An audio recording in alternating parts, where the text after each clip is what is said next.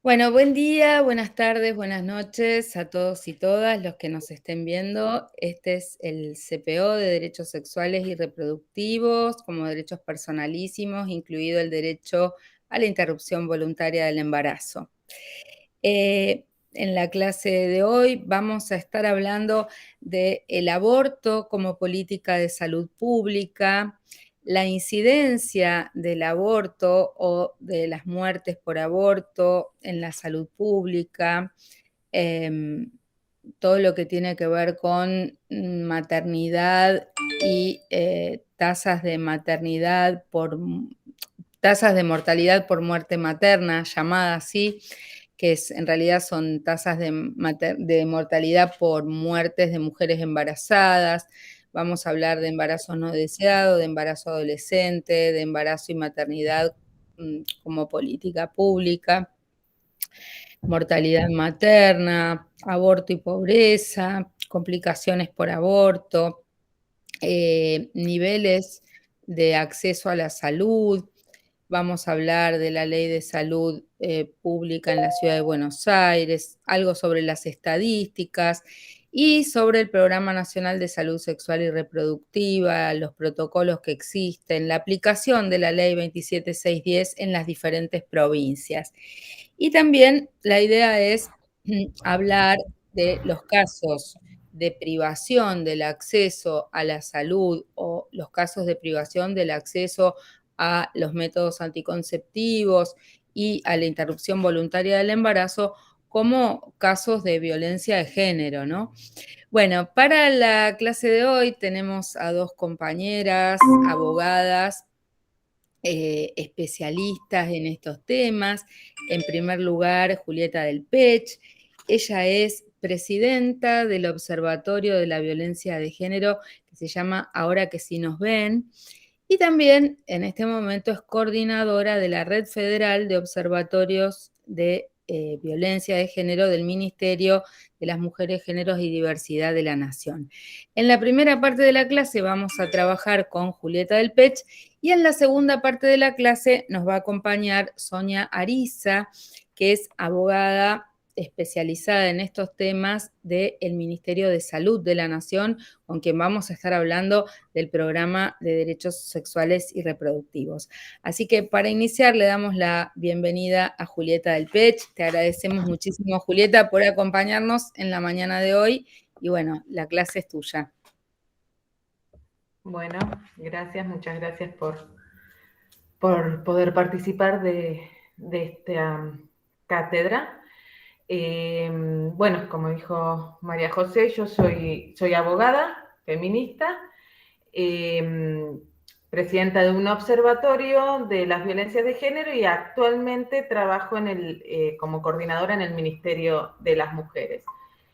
Cuando me tocó armar esta clase del aborto como política de salud pública, yo me puse a pensar que, bueno, quizás sea una de las unidades más netamente políticas, ¿no? De la cátedra, porque cuando hablamos de salud pública, obviamente, cuando hablamos de que una cuestión tiene el carácter de salud pública, obviamente estamos hablando a la par de lo que es las políticas públicas, en este caso las políticas de salud pública que tiene que implementar el Estado. Entonces, cuando yo me puse a armar la clase, pensé de dónde podría yo quizás aportar un granito de arena, teniendo en cuenta las figuras que forman parte de la cátedra, y dije, bueno, yo fui asesora durante 12 años de Victoria Donda en la Cámara de Diputados y fui asesora durante el 2018 cuando se puso en tratamiento por primera vez la ley de interrupción voluntaria del embarazo, que encabezaba ella como firmante, que la campaña había decidido que la encabece ella como firmante, entonces, bueno, formé parte muy de cerca de todo el proceso de puesta, digamos, ya formábamos parte del proceso de la campaña, del cabildeo, ahora vamos a hablar de todo eso, del cabildeo, de cómo se va formando y cómo se va dando, cómo se va dando forma desde un reclamo de la sociedad, de los movimientos feministas, a una política de salud pública, ¿no? Que creo que fue lo que pasó con la interrupción voluntaria del embarazo, ¿no? Un reclamo que venía desde añares del feminismo, una lucha que venía de los feminismos por un derecho básico de decidir sobre nuestros cuerpos, fue incidiendo, después de muchos años de lucha, hasta que se llegó al punto de que se transforme en una política de salud pública. Entonces, voy a tratar de, si todo sale bien, de compartir el PowerPoint. Entonces, me pareció interesante por ahí abordarlo de ese lado. ¿Se ve el PowerPoint? Aún no.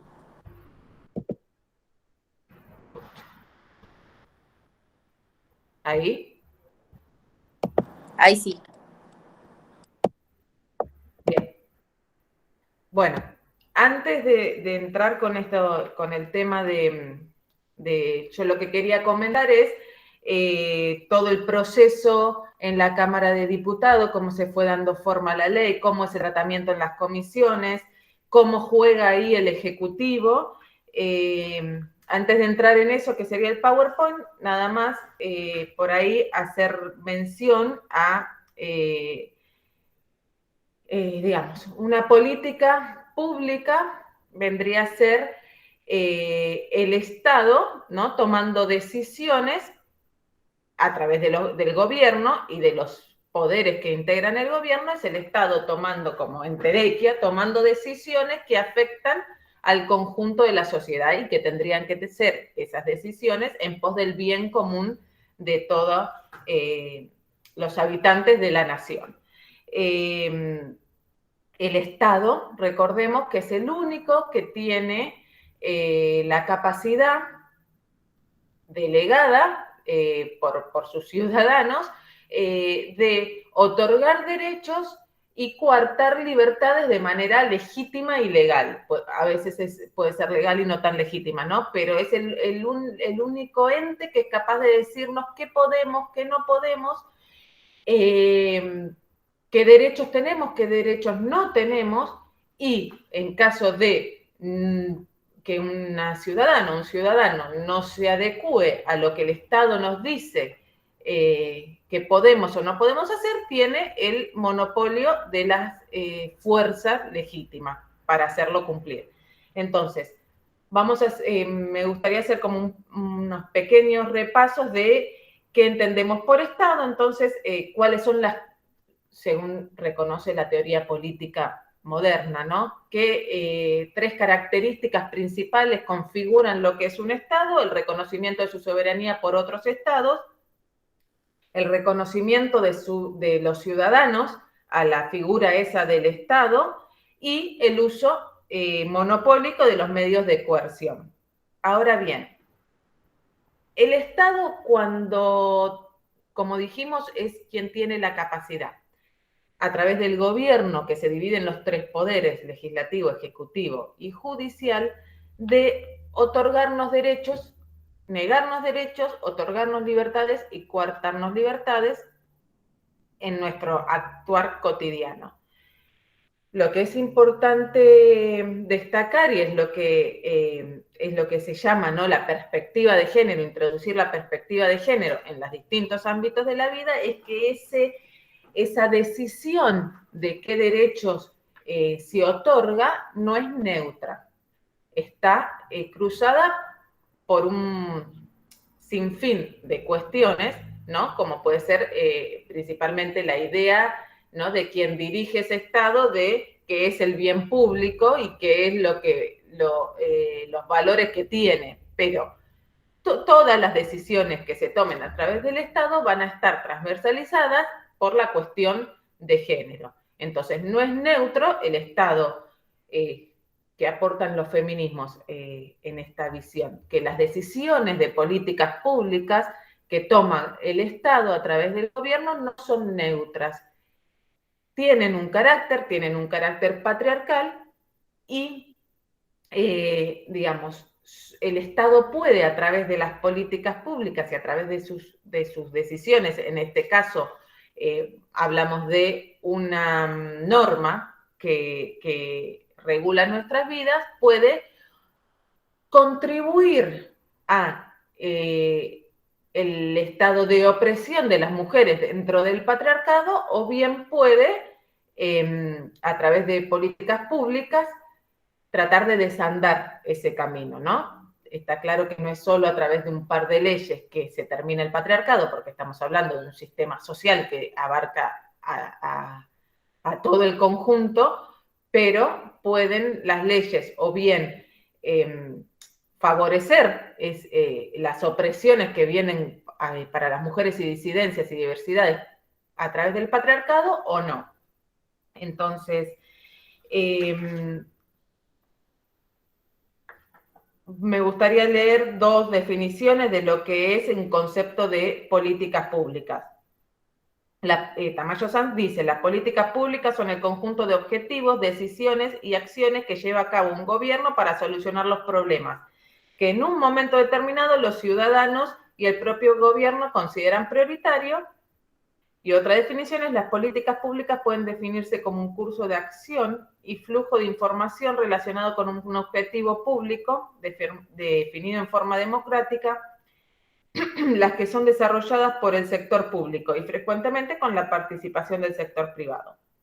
Entonces, ¿qué es una política pública? Es cuando el Estado actúa, ya sea a través de una norma, de un programa, de un decreto, de la creación o no de un ministerio, por ejemplo. Es cuando el Estado, el gobierno entiende que hay una situación determinada que excede el interés o la situación de una persona o de un conjunto de personas, ya sea, pero que deja de ser de un interés de tipo individual, subjetivo de una persona. Y sino que estamos hablando de una situación que abarca al conjunto de la sociedad, lo cual no quiere decir que esa determinada situación o problema, como dice Tamayo Sanz, pero pongámosle un problema, una situación, un acontecimiento, no quiere decir que eso tenga que sí o sí atravesarle la vida a todos los ciudadanos para que sea una política pública o para que el Estado lo tome y transforme y actúe con una política pública en esa problemática, pero sí que es una problemática que no es de carácter individual, que afecta al conjunto de la sociedad, afecta al bien común de la sociedad, que es donde el gobierno y el Estado tienen que actuar. Entonces, ¿a qué viene esta introducción? A que en la clase de hoy hablamos del aborto como una cuestión de salud pública, ¿no?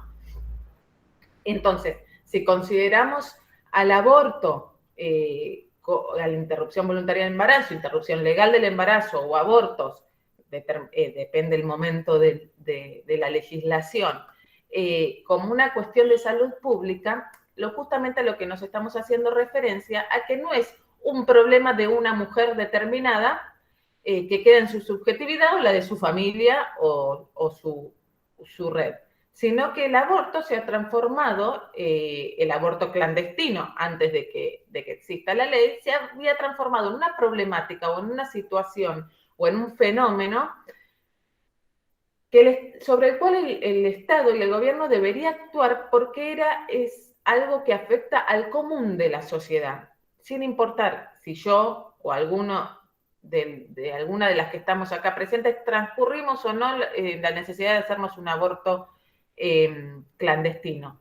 Pero sí era una problemática sobre la cual era necesario, y sigue siendo y lo va a seguir siendo, aplicar políticas públicas. Entonces es una cuestión de salud pública que afecta a la sociedad en conjunto, sin importar si todas pasamos o no por una situación de un aborto clandestino. Entonces, bueno, en ese sentido es que vamos a contar un poquito el proceso de cómo fue la ley. Y a mí me importa destacar esto, ¿no? Que desde, ahora lo vamos a ver bien, pero desde la creación de la campaña nacional por el derecho al aborto, digamos, la campaña condensó ese reclamo de los feminismos, le dio forma de proyecto de ley, lo impulsó durante años en el Congreso, y ver cómo en el 2018, bueno, esa lucha y ese impulso de los feminismos y de la campaña en concreto, en particular, fue generando una política de salud pública, ¿no? Como fue impulsando y fue presionando desde abajo a que el Estado tenga que intervenir, el gobierno tenga que intervenir y transformarlo en una cuestión, en una política de salud pública. Entonces, ahí empezamos con el PowerPoint, ¿no? En el 2018, por primera vez en la historia, se trata en el Congreso el proyecto de interrupción voluntaria del embarazo. Bueno, este tema ya lo han visto, no lo voy a volver, pero recordemos que desde el 1921 en el Código Penal la interrupción voluntaria del embarazo no existe, el aborto como práctica estaba penada, era una conducta tipificada por el Código Penal, con las excepciones que ya sabemos, ¿no? Desde 1921 ese era el devenir. Han visto también, o si no lo van a ver, no voy a entrar en el tema, pero bueno, los fallos FAL, los distintos protocolos, cómo fue avanzando, pero en definitiva, la interrupción voluntaria del embarazo, existía la interrupción legal del embarazo, que eran los casos en que la ley te lo permitía, pero la interrupción voluntaria estaba penada, en una conducta tipificada. Bueno, por primera vez entonces en el 2018 entra en el Congreso el tratamiento del proyecto de ley creado por la campaña nacional al Congreso a ser tratada, ¿no? En el Congreso ya estaba hace más de 10 años. Entonces, el proyecto no contaba en ese momento, recordemos que en el 2018 el presidente era Mauricio Macri, no era un proyecto que contase con el aval del Poder Ejecutivo, sino, si bien fue la primera vez que se puso en tratamiento, ahora vamos a ver en tratamiento en la Cámara de Diputados, en el recinto, ¿no? El proyecto ya venía teniendo tratamientos en comisiones durante todos estos años, nunca había llegado al recinto.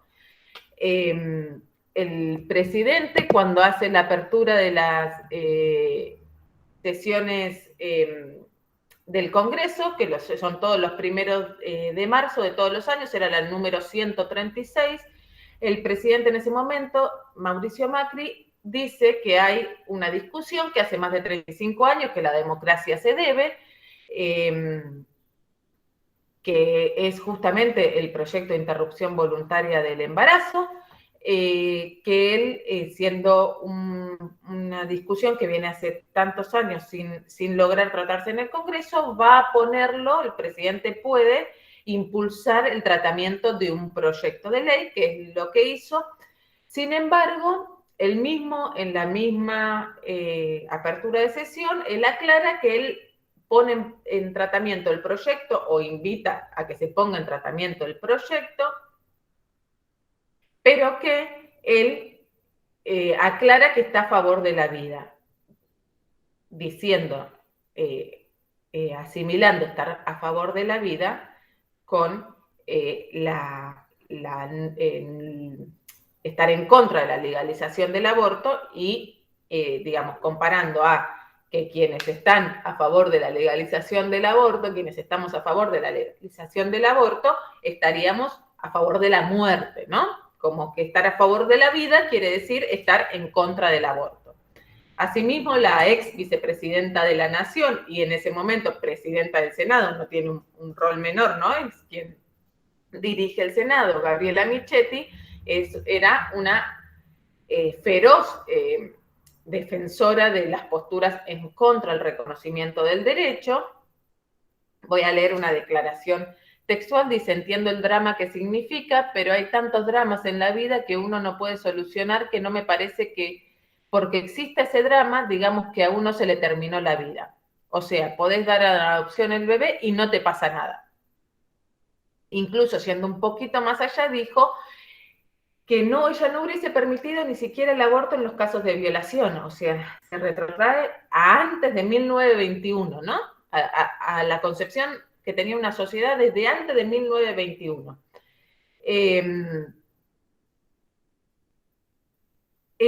Como de la declaración misma podemos ver, bueno, más allá del tenor, ¿no? De la declaración, que ella lo que está haciendo referencia que es, o sea, estamos hablando de una práctica que hasta ese momento era clandestina, ¿no? Estaba prohibida por la ley. Y ella en la misma declaración hace referencia, entiendo que es un drama, entiendo que pasa, entiendo que existe.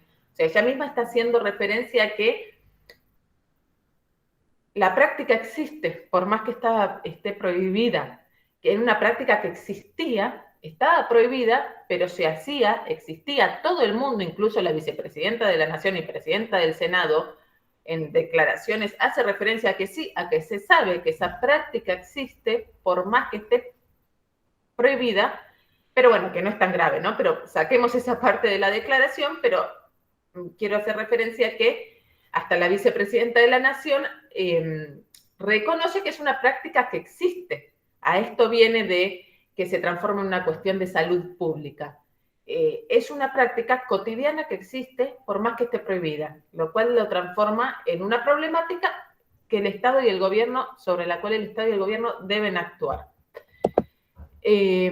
Bueno, el proyecto de ley es elaborado y presentado por la Campaña Nacional por el Derecho al Aborto Legal, Seguro y Gratuito. En ese momento contaba con 72 firmas de diputadas y diputados de todo el arco político. Yo, si mal no recuerdo, salvo creo que el bloque, que era un bloque del diputado Olmedo, después todos los bloques tenían alguna diputada o diputado que firmaba. Por más que el bloque, como en ese momento el bloque de Cambiemos, como bloque se expresaba en contra, tenía un montón de firmas a favor, ¿no? La campaña nacional por el derecho al aborto legal, seguro y gratuito surge en el 18 Encuentro Nacional de Mujeres realizado en Rosario en el año 2003 y nuclea a más de 300 organizaciones a nivel federal. La campaña presentó por primera vez el proyecto de interrupción voluntaria del embarazo en el 2007 y luego de 11 años fue puesto en tratamiento.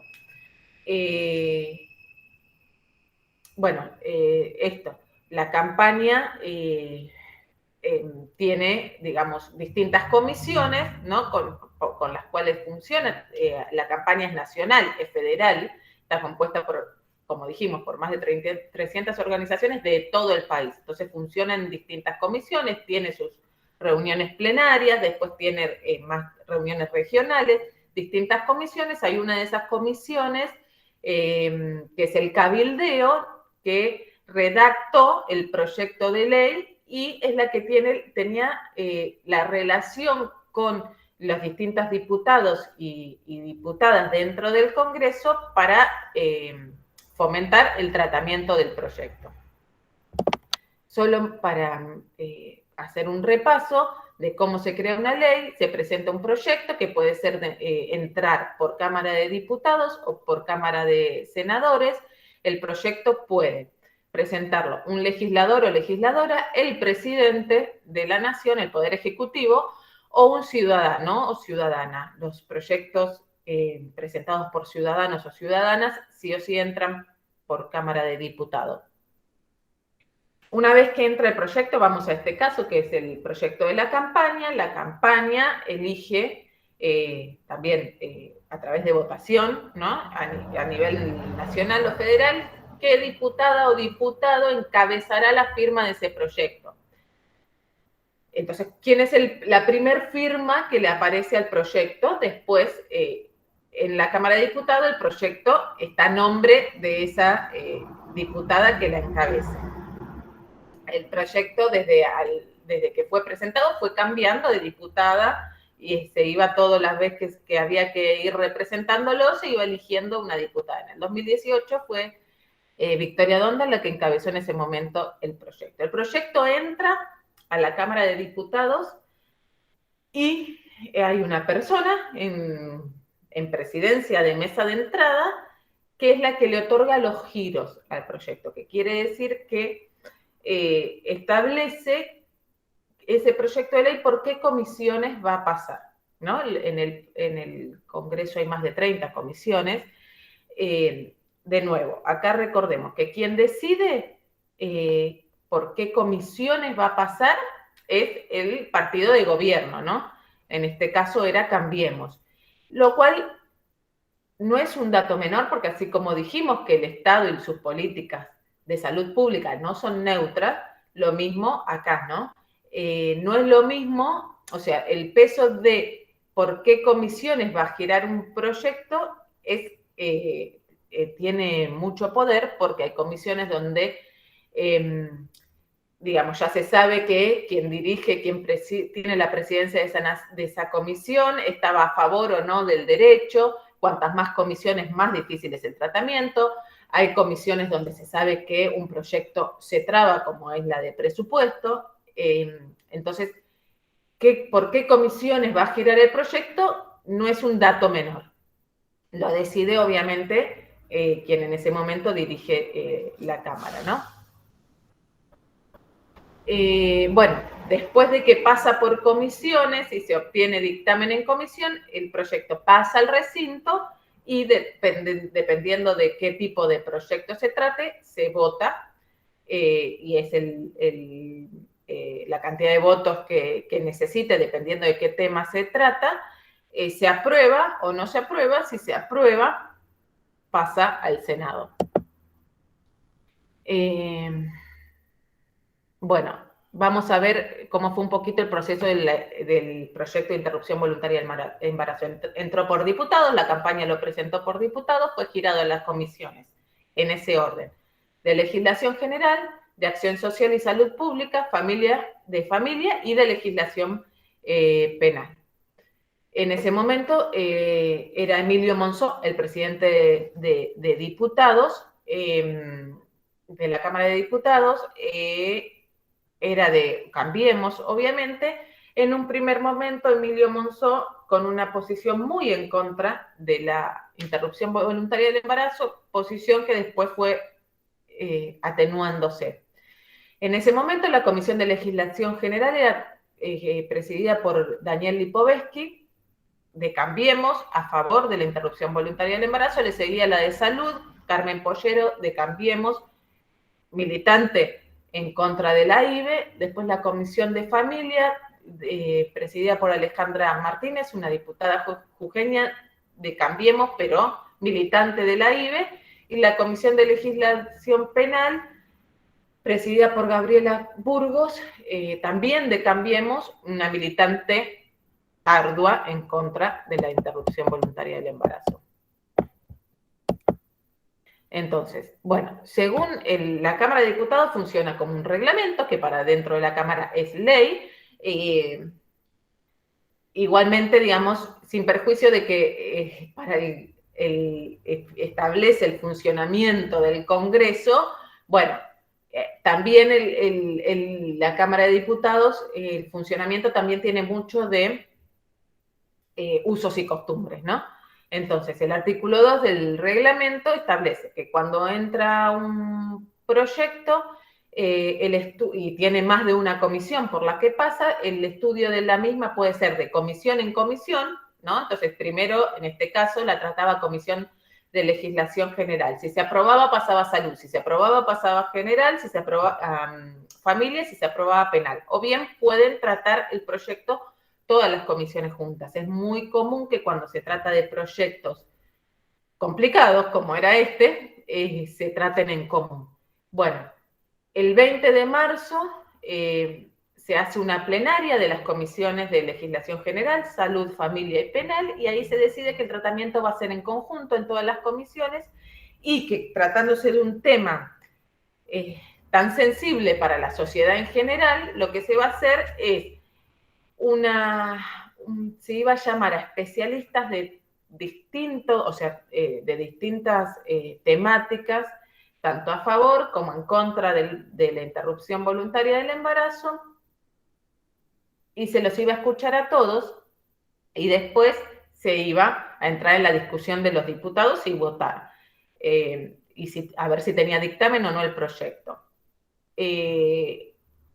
el proceso este duró 2 meses, fueron 15 jornadas de ponencia, se escuchó a más de 724 oradores, se los conoció como Martes Verde a estas sesiones donde se escuchaba a los especialistas, los y las especialistas, porque se daba los martes y era acompañada afuera del Congreso, bueno, por manifestaciones tanto en contra como a favor principalmente, por eso se conocieron como los Martes Verdes, ¿no?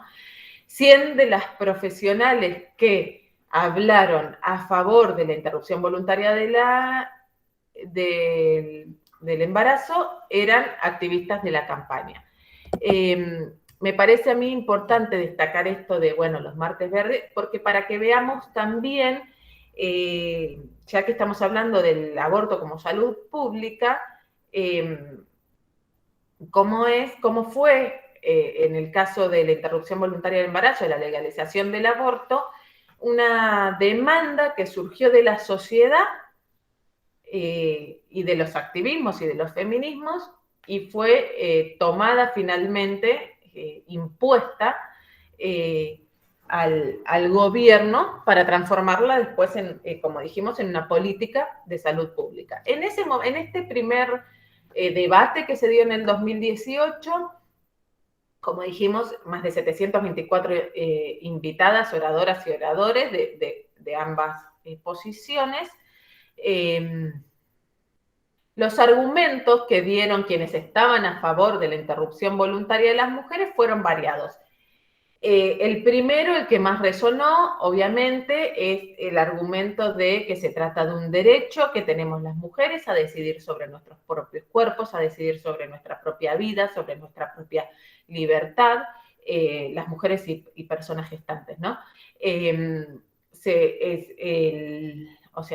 empezó a debatir, a poner en debate para la sociedad. Recordemos que eran transmitidos estos Martes Verdes y fue un proceso en el que, por suerte también, ¿no?, el periodismo y los medios de comunicación lo seguían como si fuese más o menos un partido de fútbol. O sea, estaba muy presente en los medios, a veces más, a veces menos, pero tuvo mucha presencia los debates, las posiciones, porque justamente también uno de los aciertos fue que dentro de quienes iban a exponer a favor de la interrupción voluntaria del embarazo no eran solo técnicos, ya sea médicos, científicos, médicas científicas, abogadas, especialistas en el tema, sino también participaron, por ejemplo, muchas actrices del colectivo Actrices Argentinas, periodistas, muchas personalidades que hicieron que por ahí el debate salga un poco de la Cámara de Diputados y sea más ameno y con más llegada a la sociedad en general. Entonces se empezó a debatir y a ponerse en jaque la cosmovisión de la mujer como madre, mujer madre, como cuidadora nata, como por tener útero tenés el instinto de ser madre, de ser madre como designo de la mujer, como función, como rol social dentro de la sociedad de la mujer, el ser madre, la necesidad de tener hijos para estar completa, para ser mujer de verdad. Se empezó a cuestionar y a salir por ahí de los reductos donde solía estar los conceptos de romper con la maternidad como algo impuesto, el derecho de las mujeres a entender que los cuerpos de las mujeres no son territorio de nadie, y las mujeres y personas gestantes, que tenemos el derecho de decidir qué hacer con nuestros propios cuerpos. El otro de los argumentos era el derecho internacional de los derechos humanos y hacer hincapié en que los tratados internacionales de derechos humanos hablan de la posibilidad de las mujeres a decidir sobre el plan familiar, a decidir cuántos hijos, con qué intervalos, si queremos ser madres o no, se coló el derecho a la salud en un concepto, en un término amplio, como hablan los derechos, el derecho internacional de los derechos humanos. La salud no estamos hablando de algo de solo físico, sino psicológico, social y ambiental. Bueno, la CEDAW, tenemos el artículo 10, 12 y 16, habla de esto y está reconocido en nuestra Constitución. Otro de los argumentos fue el hecho de que el punitivismo no impide la práctica, que como sabemos, por más que esté penado, el aborto se produce, los abortos se dan de manera clandestina, y por ser de manera clandestina la clandestinidad, la ilegalidad trae sí o sí la clandestinidad, y la clandestinidad puede traer la realización de abortos de manera insegura. El tema es que no siempre la clandestinidad, las que hemos atravesado o han atravesado abortos, no siempre la clandestinidad trae sí o sí inseguridad en la práctica del aborto, porque existían numerosas clínicas que hacían abortos por una suma importante de dinero y que te lo hacían en un lugar seguro y en una práctica segura, porque muchas veces médicos o médicas que en la clínica donde ejercían no aprobaban interrupciones legales del embarazo, tenían sus clínicas privadas donde sí se realizaba la práctica y no era sí era clandestina, sí era ilegal, sí era punible, pero no sí o sí insegura. Pero para eso, la no inseguridad de la práctica requería una posición socioeconómica determinada. El aborto clandestino que tienen que realizar las mujeres vulneradas socioeconómicamente trae aparejado sí o sí la inseguridad y en muchísimos casos la muerte o las secuelas en la salud física, psíquica de las mujeres. Entonces, como se dice, todas abortamos, no todas morimos o no todas tenemos, digamos, la posibilidad cierta de morir en un aborto clandestino, porque había quienes se los podían realizar en una clínica de manera segura, higiénica y demás, y estaban las mujeres que con la misma práctica lo hacían, como sabemos, con una percha, con un perejil o en un lugar donde se lo hacía ni una médica ni una enfermera, sino de manera totalmente precaria, sin higiene, y que podía llevar, obviamente, y derivar muchas veces en la muerte. Entonces, otro de los argumentos, obviamente, era todas abortamos, las pobres mueren, y el aborto se realiza, y se realiza en todas las clases sociales, en todo el país, con todos los niveles de educación, de educación formal, ¿no? Desde quien no tuvo educación formal hasta alguien que tiene un doctorado. El aborto es una práctica que se realizaba. Después de escuchar, ¿no?, todos los martes, al más de las 700 oradoras, el 12 de junio el proyecto de la campaña recibió un montón de modificaciones al texto original consensuada y obtuvo dictamen de mayoría en el plenario de las comisiones.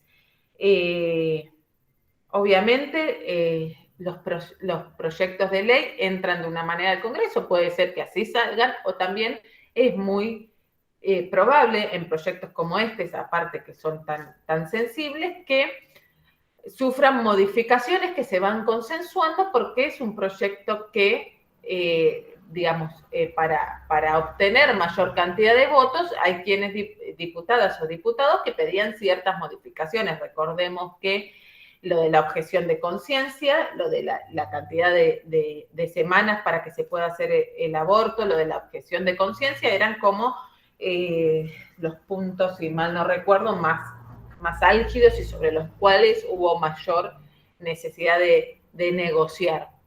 El proyecto, una vez que obtuvo el dictamen de mayoría en comisiones, se elevó al recinto.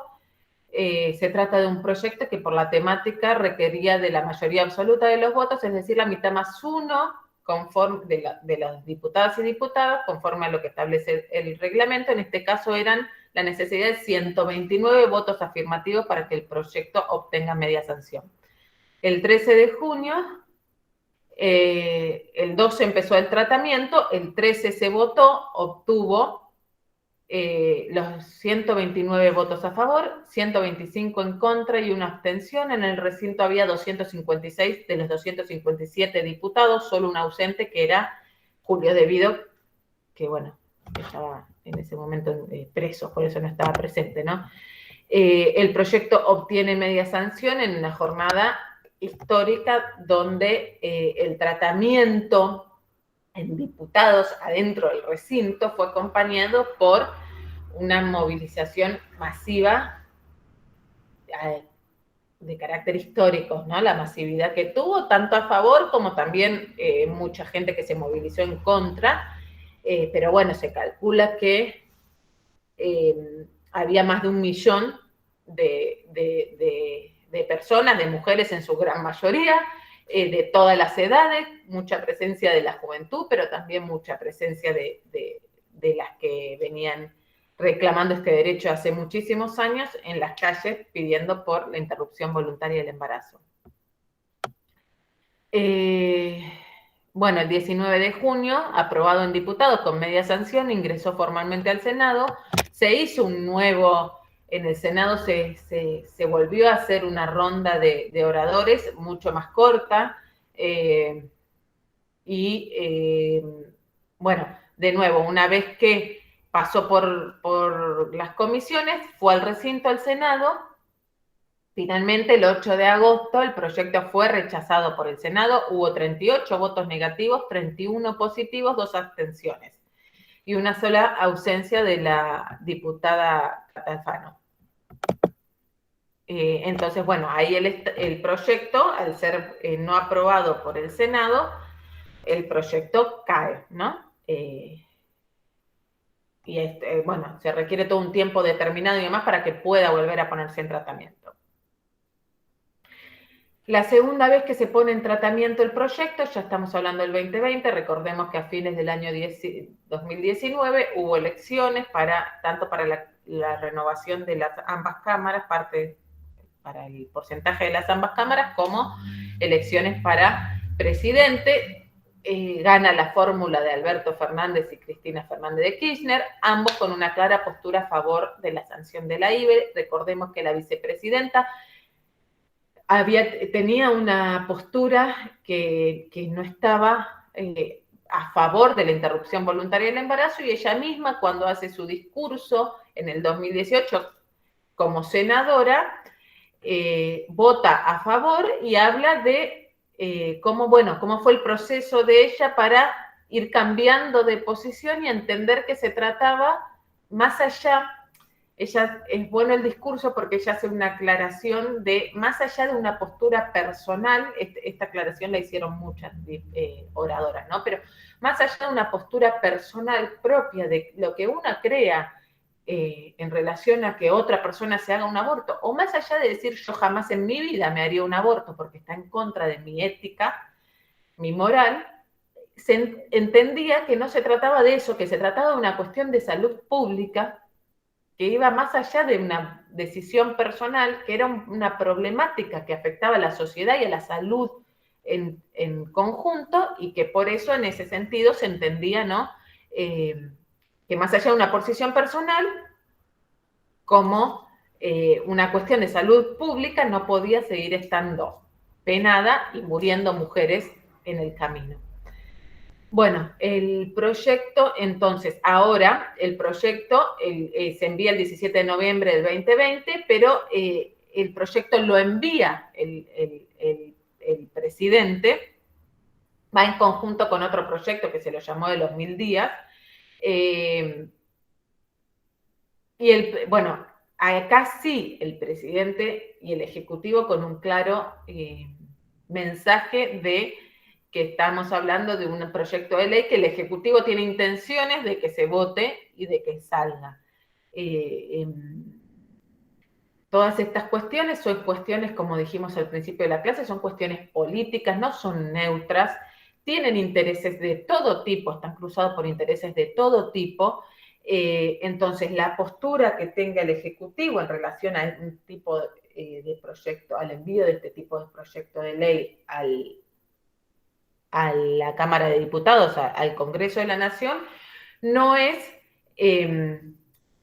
menor, digamos, ¿no? La postura que tenga el Ejecutivo cuando manda un tipo de proyectos como este tiene un peso muy fuerte al momento de la votación.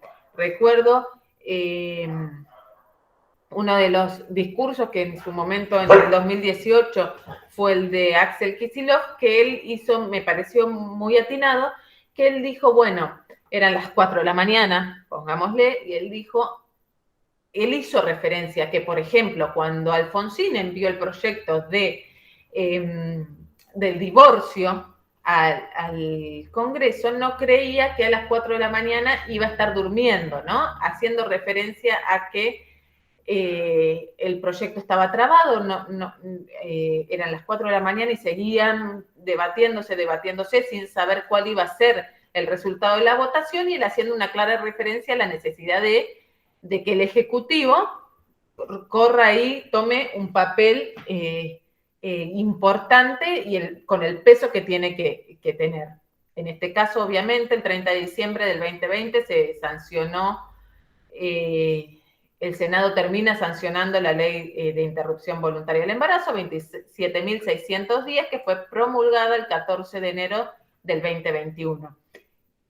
Por eso decimos, en este caso, el impulso de la ley era ahora, porque venía con un aval del Ejecutivo. Recordemos que ni bien asume la presidencia el binomio de los Fernández, por un lado se vuelve a tener jerarquía de ministerio, el Ministerio de Salud, se aprueba el protocolo y se crea el Ministerio de las Mujeres, ¿no? Entonces era evidente el impulso con el que contaba esta ley, más allá de las declaraciones públicas, incluso durante campaña, ¿no?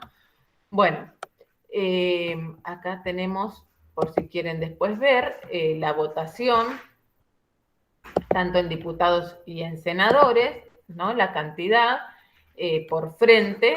En esta vuelta, en el 2020, había habido recambio de diputados, ¿no? Había habido mucho más diputados, menos diputados del bloque de Juntos para el Cambio, que en su gran mayoría estaban en contra, y más diputados del Frente de Todos, que en su gran mayoría estaban a favor. Como podemos ver, en esta ocasión hubo 131 votos a favor y 117 negativos. Por ejemplo, el Frente de Todos tuvo 82 positivos, 32 negativos, Juntos para el Cambio 42 afirmativos, 69 negativos. Así es importante también, me parece, hacer referencia que dentro de Juntos para el Cambio, ¿no? Que como bloque se posiciona en contra del derecho al aborto, pues quien lo preside ese partido está claramente en contra del aborto.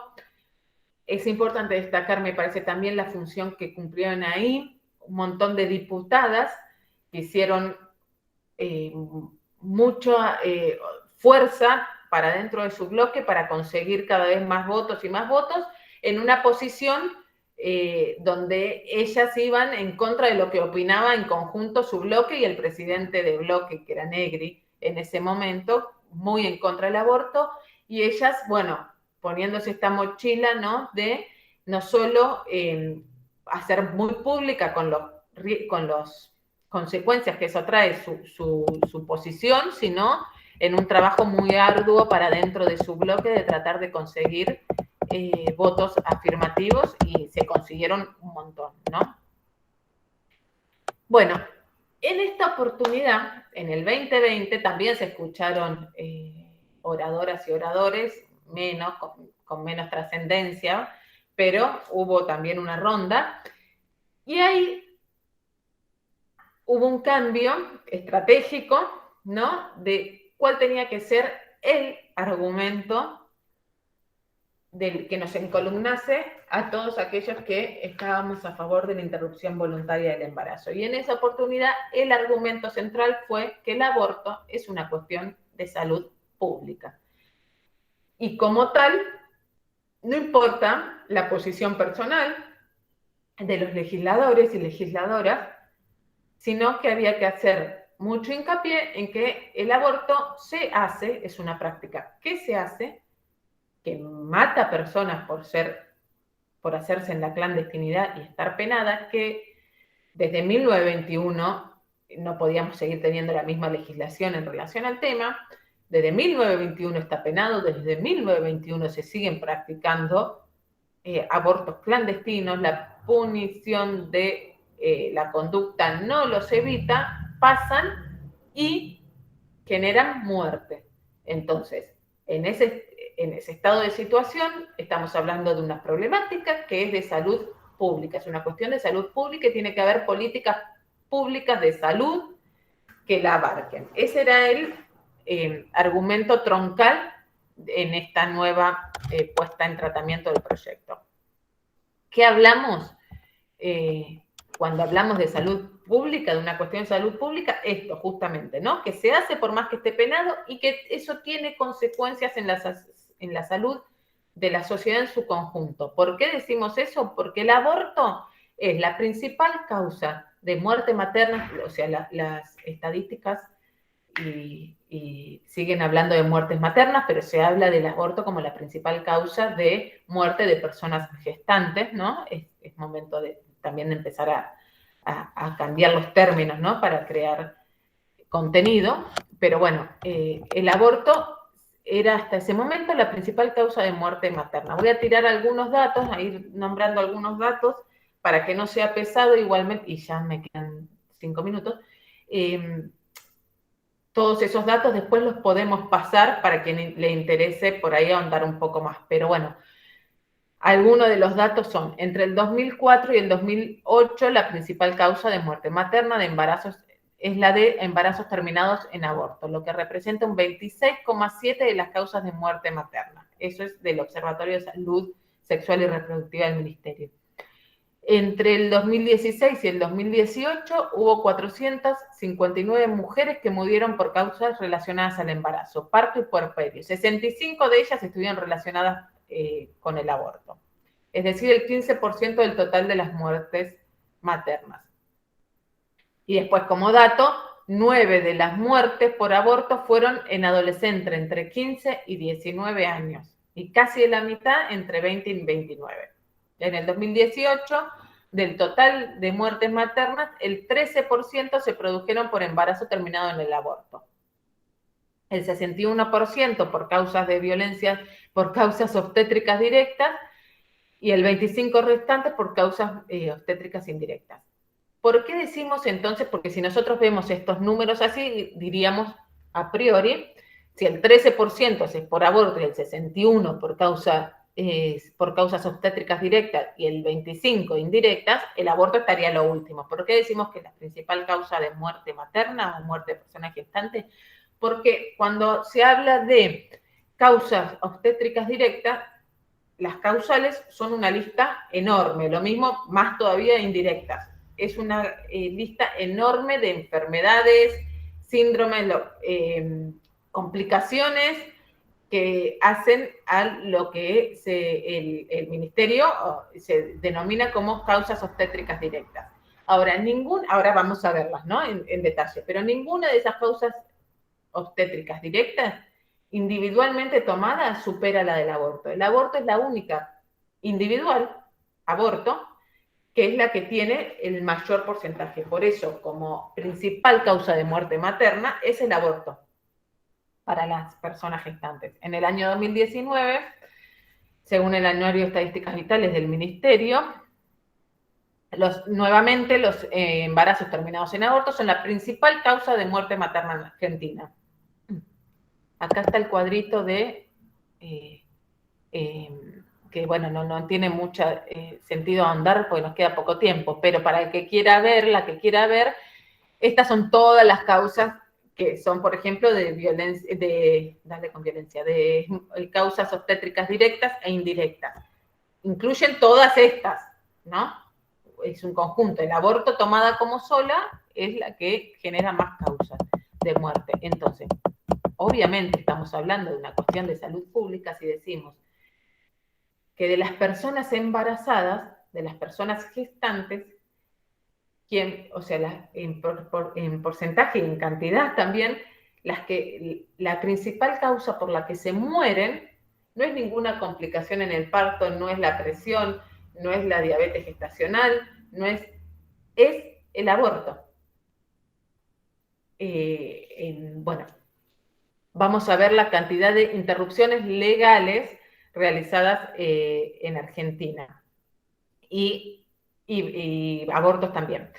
En Argentina se calcula que entre 460.000 y 600.000 mujeres recurren cada año al aborto clandestino, ¿no? Esta es una cifra que da a conocer siempre la campaña nacional.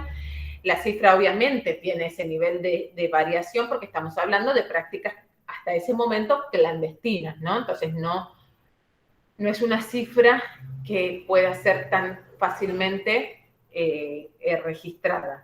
En un momento, otra de las cifras que se manejaba era que cada 2 embarazos uno nace y uno termina en aborto en Argentina, ¿no? Entonces, para ver estas cifras también sirven para ver la magnitud de lo que hablamos cuando hablamos del aborto y entender cómo se trata claramente una cuestión de salud pública.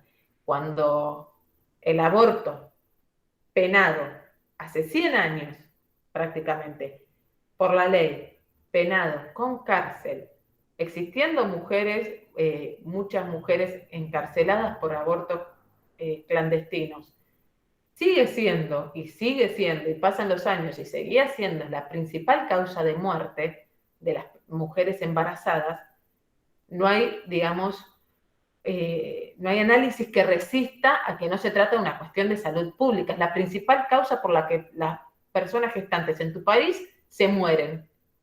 Entonces, es evidente que ahí es el Estado y el gobierno que tiene que intervenir para evitar esas muertes, ¿no? En el año 2019, en la Ciudad de Buenos Aires se realizaron 8.388 interrupciones legales del embarazo, ¿no? Las que estaban permitidas por el Código. Y en el primer semestre del 2020 se realizaron 5.028 interrupciones legales del embarazo en la provincia de Buenos Aires. En el 2018 se realizaron, por ejemplo, 1.312 interrupciones legales en Rosario. Y acá vamos a ver el cuadrito, por ejemplo, en Cava, en la ciudad de Buenos Aires, la cantidad de interrupciones legales de embarazo que se fueron dando año a año. Y podemos ver cómo el salto es exponencial entre el 2017, 2018 y 2019. ¿A qué se debe esto? A que cuando empezamos, una de las causas, ¿no? Cuando empezamos a hablar, cuando se puso en tratamiento el proyecto y se empezó a hablar de la interrupción voluntaria del embarazo, como se dice desde los feminismos, si bien en el 2018 se perdió en el Congreso el debate, se perdió y la ley no obtuvo, se ganó en la sociedad. ¿Por qué decimos esto? Se obtuvo la despenalización social de la práctica. ¿Por qué decimos esto? Porque, bueno, en un momento la cuestión del aborto, interrupción legal del embarazo, interrupción voluntaria del embarazo, código penal, todo relacionado al tema del aborto pasó prácticamente a hablarse hasta en todas las mesas, en todas las cenas familiares. No había un lugar donde vayas y el tema por algún lado se colase. Algo que antes no existía. ¿Qué trajo aparejado esto? Un montón de información también, un montón de personas que antes por ahí ni siquiera sabían que existía la posibilidad de ir a un centro de salud, a un hospital, a una obra social y tratar de que te autorizaran una interrupción legal del embarazo, ¿no? La que en ese momento se podía hacer. Entonces podemos ver del 2017 de 1.800 acompañamientos e interrupciones legales del embarazo, al 2019 estamos hablando de 8.000, 8 veces más. ¿Por qué? Bueno, ¿qué hubo en el medio? El debate, ¿no? En todo su esplendor.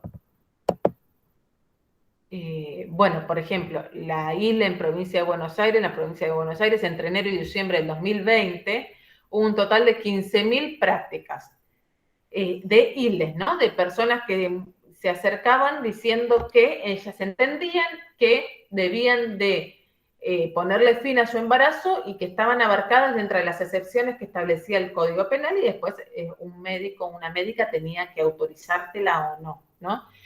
Después calculo que van a ver o ya vieron con el fallo FAL, los protocolos y demás. Bueno, esos son los datos de Provincia de Buenos Aires.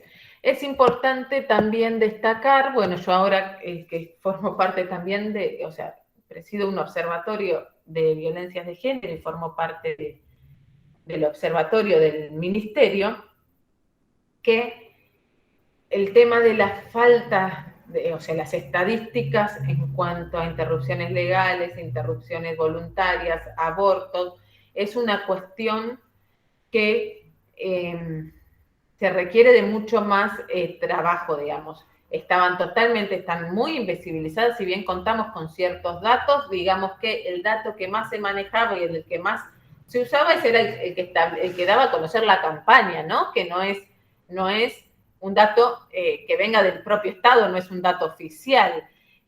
Hay mucha falta de información, hay mucha falta de construcción de estadísticas, lo cual tampoco es neutro, tampoco es casual, que faltas estadísticas. Es todo parte de lo mismo, ¿no? De que lo que estaba en juego acá era el reconocimiento de un derecho hacia las mujeres troncal para el patriarcado, que es la posibilidad de decidir sobre nuestra propia vida y nuestros propios cuerpos. Un dato más, bueno, ya tengo que cortar, pero un dato más que me gustaría compartir es quizás también el embarazo adolescente en Argentina. Estamos hablando, según el nuevo código, entre 13 y 18, según el Plan Nacional de Prevención del Embarazo, el Plan ENIA, del 2017 al 2019, en Argentina, 1 de cada 4 adolescentes tuvo su primer hijo entre los 10 y los 14. Estamos hablando de que, cuando hablamos de 10 años, hablamos de abuso, ¿no? Más allá no es lo mismo cuando hablamos de 18 años y un embarazo adolescente que incluso puede llegar a ser deseado, cuando estamos hablando de que 1 de cada 4 adolescentes en nuestro país entre el 2017 y 2019, no son cifras de hace 100 años, tuvo su primer hijo entre los 10 y los 14 años. A los 10 años estamos hablando de abuso y de un Estado obligando a parir a una niña, ¿no? En el 2017 nacieron en Argentina 704.000 niñas y niños, de los cuales 13%, o sea, 95.000, son hijas de adolescentes menores de 20 años. Y 2.500 son de niñas menores de 15 años. Entonces, este es otro dato también que hace a el aborto como una cuestión de salud pública, ¿no? Estamos hablando de un país donde nacen niños de niñas de 10 años, ¿no? Donde también hay una problemática, y a una niña de 10 años, 11, 12 años, 13 años, lo que sea, no se la puede obligar a parir. Bueno, calculo que después creo que las compañeras también lo retoman en lo que sigue, pero si no, en otras clases lo verán, los casos también de la criminalización y de cómo en todas partes del país se ha obligado a parir a niñas de 10 años violadas por sus abuelos, ¿no? Entonces, acá de nuevo, la interrupción voluntaria del embarazo como una respuesta a una cuestión de salud pública. Bueno, no me queda mucho más tiempo. No sé si hay... A ver, si puedo volver a la pantalla. Ahí estoy de nuevo en la pantalla. dejar de presentar, ¿no? Bueno, Julieta, te agradecemos muchísimo haber compartido esta experiencia relatada en primera persona y tu tiempo. Sabemos que tenés que hacer tareas de madre de doble jornada. No sé si alguna de las participantes, de las estudiantes, tiene alguna pregunta para hacerte, pero en todo caso te dejamos ir y si volvés en un ratito, ahí hacemos las preguntas. ¿Mm? ¿Te parece? Así te liberamos Perfecto. y Sí, son 10 minutos y me desconecto. Por ahí después retomemos una última cuestión o lo dejamos como disparador. Hay encuestas también, si bien son de la sociedad civil, porque falta dato a nivel Estado, de los que también es muy importante los datos relacionados a la violencia obstétrica, ¿no? Desde la sociedad civil nos llevan datos de que 8 de cada 10 mujeres sufren violencia obstétrica. Y me parece interesante este dato porque para mí es como una manera de que cierra el círculo vicioso, ¿no? De la maternidad y la violencia sobre los cuerpos de las mujeres y la maternidad, porque se violenta cuando se hace parir a una chica de 10 años, una niña de 10 años, se violenta cuando una mujer quiere decidir si quiere ser madre o no, o si quiere, o el periodo cada cuánto quiere ser madre, y se violenta incluso cuando la mujer cumple con el rol social establecido para ella, que es la de ser madre. Igual ahí también está el patriarcado violentando a través de la violencia obstétrica, que es una de las violencias más extendidas entre las mujeres, tipificada en la 26485 como una de las modalidades de violencia.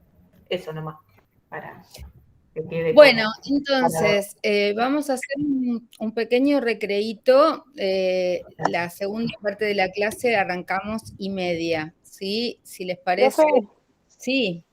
solo una cuestión para la profesora, para Julieta. ¿De dónde surgen estas estadísticas? ¿Dónde las podemos encontrar? Toda esta ¿La información. de violencia obstétrica o las otras? La de muerte materna infantil. Son estadísticas que saca el Ministerio de Salud de la Nación. Después están también el Ministerio de Provincia de Buenos Aires. En Ciudad de Buenos Aires también hay estadísticas, pero bueno, la de principal causa, la que más se utiliza para principal causa de muerte de personas gestantes, están las estadísticas del Ministerio de la Nación.